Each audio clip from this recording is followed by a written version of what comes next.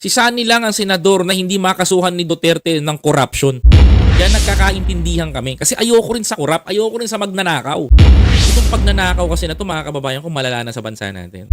Bongbong Marcos is my idol. And also, he's my friend. Not my boss.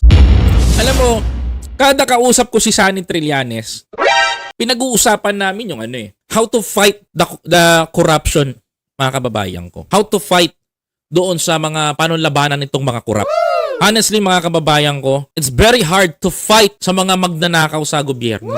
Kasi mga kababayan ko, yung mga magnanakaw lumalakas eh. Pero ever since, mga kababayan ko, na nakita ko na kaya bumilib ako kay Sunny Trillanes, si Sunny lang ang senador na hindi makasuhan ni ng corruption.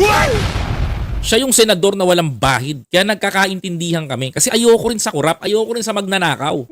Also, Senator Risa Hontiveros right now. Walang fork barrel na binabato sa kanya. Unlike doon sa mga nakaupo ngayon, in higher position in Senate, there's a fork barrel which is, there is a 42 billion pesos. Given the nagbigay pa ng 12 billion pesos sa Bulacan. Sa Bulacan ay nagkaroon ng halagang 2 billion pesos na pailaw. Nakakatuwa, mga kababayan ko, di ba? Lantaran yung pagnanakaw. Alam mo, sa bansa natin, if we comparison, bakit ang US may corrupt pero hindi naapektuhan ng kanilang ekonomiya?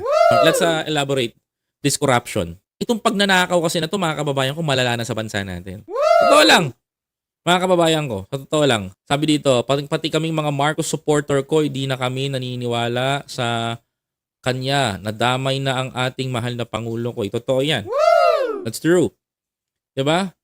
Lantaran talaga kasi magnanakaw ang amo. Paano magnanakaw ang amo ko? Who is my boss? Who is my boss? Sige nga, pangalanan mo, Marbs. Si PBBM ba tinutukoy mo? Na boss ko? He's my friend. Not my boss. Bongbong Marcos is my idol. And also, he's my friend. Not my boss. Yun lang yun. Diba? Sabi mo magnanakaw, sino yung si BBM?